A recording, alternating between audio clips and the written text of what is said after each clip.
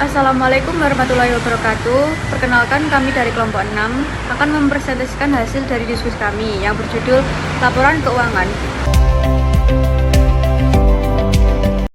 Suatu perusahaan maupun lembaga-lembaga membutuhkan suatu laporan keuangan. Laporan keuangan merupakan salah satu sumber informasi serta media penting yang digunakan oleh para pengelola perusahaan dalam proses pengambilan keputusan untuk mengetahui informasi yang menyangkut posisi keuangan. Laporan keuangan perusahaan lazim diterbitkan secara periodik, bisa tahunan, semesteran, bulanan, maupun harian. Laporan keuangan ini sudah menjadi kebutuhan para pengusaha, investor, manajemen, bank, pemerintah, dan pelaku pasar modal. Pada laporan keuangan tersebut akan dapat dilihat besaran kekayaan, nilai produksi, besarnya beban gaji, dan jumlah uang yang dimiliki oleh perusahaan. Pada laporan keuangan tersebut juga diketahui misalnya utang yang dimiliki oleh suatu perusahaan, serta modal yang di-store dan modal yang ada dalam perusahaan. Terdapat 4 laporan keuangan, yaitu neraca, laporan laba rugi, laporan arus kas, serta laporan perubahan modal. Pengertian dari laporan keuangan. Laporan keuangan adalah laporan yang berisi informasi keuangan pada suatu lembaga maupun organisasi atau perusahaan. Laporan keuangan yang diterbitkan oleh perusahaan merupakan hasil proses akuntansi yang dimasukkan sebagai saran mengkomunikasikan informasi keuangan terutama pada pihak eksternal. Laporan keuangan bagi pihak manajemen perusahaan berfungsi sebagai laporan pertanggungjawaban keuangan pada pemilik modal. Bagi pemilik modal, laporan keuangan berfungsi untuk mengevaluasi kinerja manajer perusahaan selama satu periode. Dengan adanya laporan keuangan, semua pihak bisa mengerti kondisi perusahaan. Dengan mengerti kondisi perusahaan seperti ini, maka pihak yang berkepentingan bisa mengambil keputusan terbaik. Laporan keuangan perusahaan yang pokok adalah laporan neraca dan laporan laba rugi. Laporan neraca yaitu posisi kekayaan, kewajiban, keuangan dan modal sendiri perusahaan pada saat tertentu. Kekayaan dicantumkan di sisi kiri atau aktiva, sedangkan kewajiban dan modal dicantumkan di sisi kanan. Dengan demikian akan selalu nampak bahwa kekayaan suatu perusahaan merupakan jumlah dari utang atau kewajiban dan modal sendiri yang dimiliki perusahaan tersebut. Baik, selanjutnya ada prinsip laporan keuangan. Yang pertama ada prinsip akrual. Prinsip akrual adalah metode pencatatan yang mengakui pendapatan dan beban pada saat transaksi terjadi, bukan pada saat kas diterima atau dibayarkan. Dengan kata lain, pendapatan diakui saat barang telah dikirim atau jasa telah diberikan, meskipun pembayaran belum diterima. Demikian, beban juga diakui saat telah terjadi kewajiban untuk membayar, meskipun uang belum keluar. Yang kedua, ada waktu pengakuan. Waktu pengakuan adalah kapan penerima bisa diakui dan kapan beban dicocokkan. Secara wajar, jika pekerjaan telah diselesaikan atau serah terima, fleksibilitas waktu pengakuan memungkinkan manajemen memilih metode tertentu, seperti metode depresiasi selama digunakan secara konsisten. Dan risiko manipulasi muncul ketika pengakuan dipercepat atau ditunda demi kepentingan tertentu.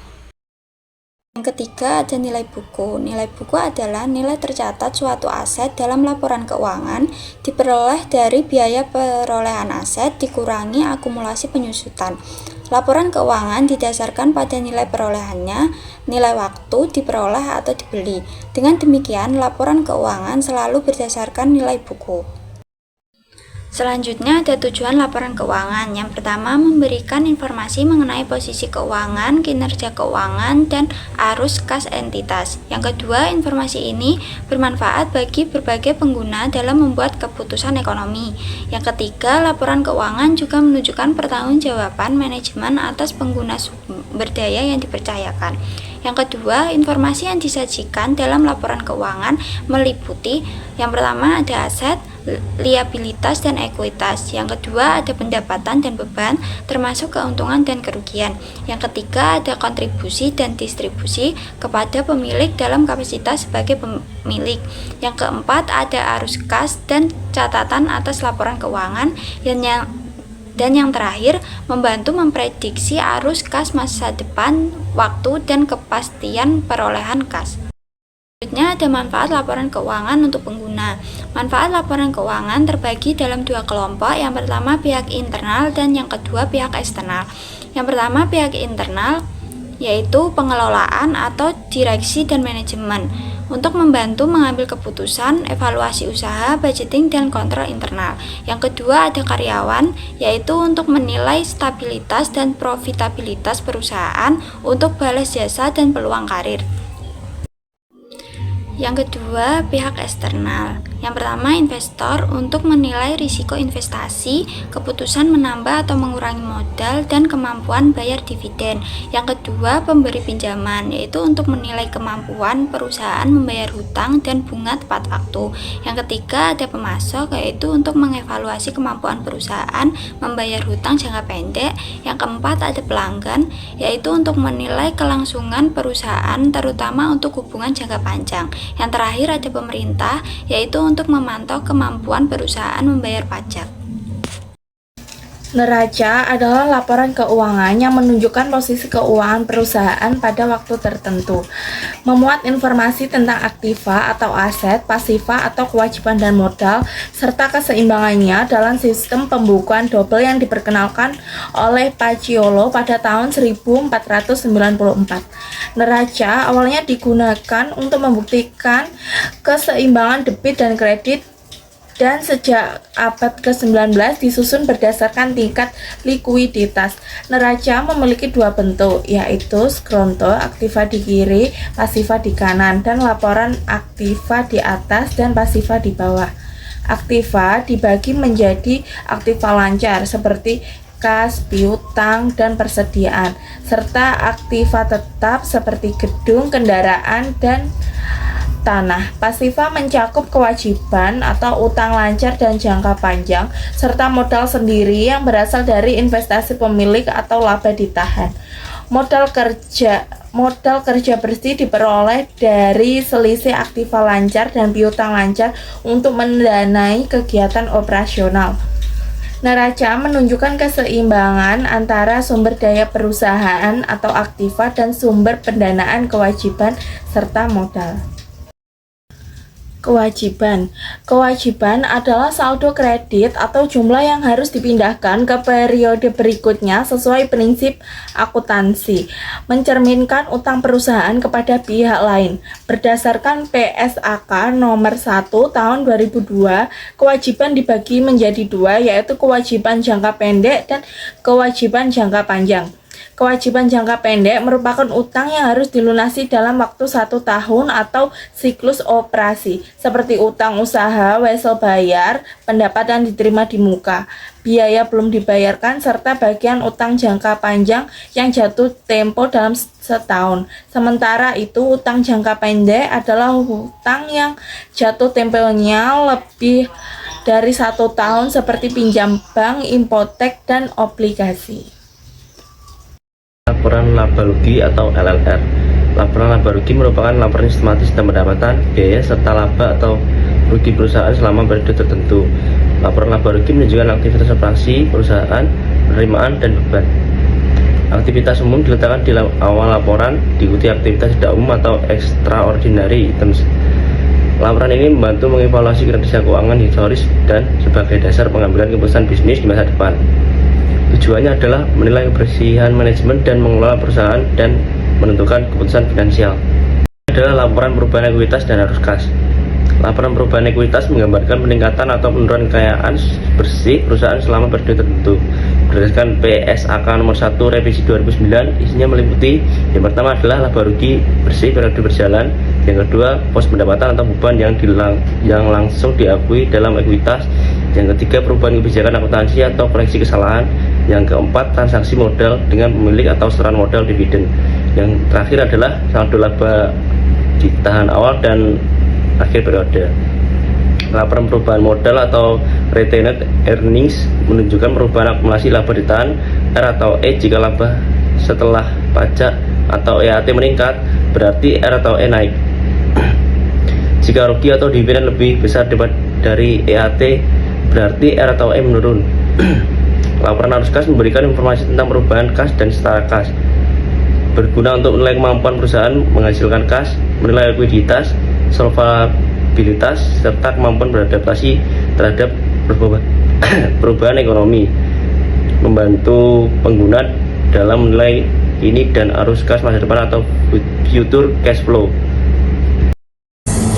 Hal yang perlu dipertimbangkan dalam laporan keuangan yang pertama ada laba dan kas. Terdapat perbedaan fundamental antara laba dan kas. Yang pertama laba. Laba adalah besaran yang diterima sesuai dengan prosedur akuntansi setelah perusahaan mengakui seluruh penerimaan dan beban. Sedangkan kas adalah suatu besaran dari aset lancar. Kedua adalah besaran lama yang diterima tapi tidak seluruhnya berupa uang kas. Hal ini karena penerimaan mungkin saja tidak dalam bentuk uang tunai atau penjualan secara kredit. Selanjutnya yang kedua ada perbaikan mesin-mesin. Jika mesin diperbaiki itu berarti tercipta pengeluaran. Pengeluaran ini dapat diakui sebagai beban atau expense atau modal atau dikapitalisasi. Yang ketiga, intangible asset. Aset tetap itu berupa paten atau nama baik goodwill. Nama baik terjadi jika perusahaan diakuisisi dan harga akuisisinya lebih besar daripada nilai bukunya. Selisih inilah yang disebut goodwill, yang menunjukkan adanya kelebihan pembayaran terhadap intangible asset. Karena aset bersifat tetap, nilainya harus disusutkan pula. Yang keempat ada beban depresiasi, beban bunga dan penghematan pajak. Dua beban adalah beban depresiasi serta beban bunga. Beban depresiasi bersifat non-kas, sehingga makin besar beban ini akan makin mengurangi EBIT. Jika EBIT mengecil, hal itu akan mengurangi kewajiban pajak yang dibayar. Keuntungan lainnya karena depresiasi bersifat non-kas, kas yang tersedia tidak berkurang, justru makin bertambah. Yang kelima, perubahan metode akuntansi. Terdapat berbagai metode akuntansi untuk berbagai akun pada laporan keuangan. Misalkan saja untuk besarnya depresiasi maupun bahan inventory. 21. Perubahan metode akan mempengaruhi besarnya beban. Selanjutnya, laba perusahaan. Dampak selanjutnya akan berpengaruh atau penyesuaian pada besarnya pajak yang dibayar serta laba ditahan. Jika perubahan metode ini menyebabkan terjadi kenaikan laba, pajak akan meningkat.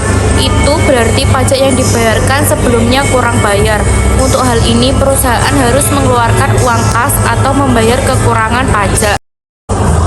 Analisis common size. Analisis common size adalah metode analisis laporan keuangan dengan mengubah angka-angka di neraca dan laporan rugi laba menjadi persentase dari nilai dasar tertentu. Yang pertama, pada neraca, nilai dasar yang digunakan adalah total aktiva, sehingga total aktiva dianggap 100%. Selanjutnya, pada laporan rugi laba, nilai dasar adalah penjualan neto atau bersih yang juga dianggap 100%.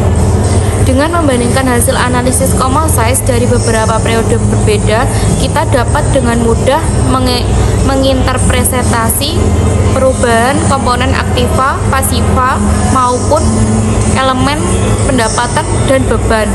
Hal ini memudahkan penilaian kinerja keuangan perusahaan dan menjadi dasar pengambilan keputusan. Selanjutnya ada kesimpulan. Laporan keuangan penting bagi perusahaan karena menjadi alat untuk menilai kondisi dan kinerja uang dalam suatu periode. Penyusunannya harus memperhatikan perbedaan laba dan kas, pengakuan aset tetap tidak terwujud, beban depresiasi, serta perubahan metode akuntansi. Semua hal ini berpengaruh pada laba dan kewajiban pajak perusahaan. Analisis common size membantu membandingkan kinerja antar periode sehingga perusahaan dapat mengevaluasi dan mengambil keputusan ekonomi secara lebih tepat. Dengan demikian, laporan keuangan yang disusun sesuai prinsip akuntansi akan menghasilkan informasi yang relevan, akurat, bermanfaat bagi semua pihak. Dari presentasi dari kelompok kami, bila ada kurangnya kami mohon maaf.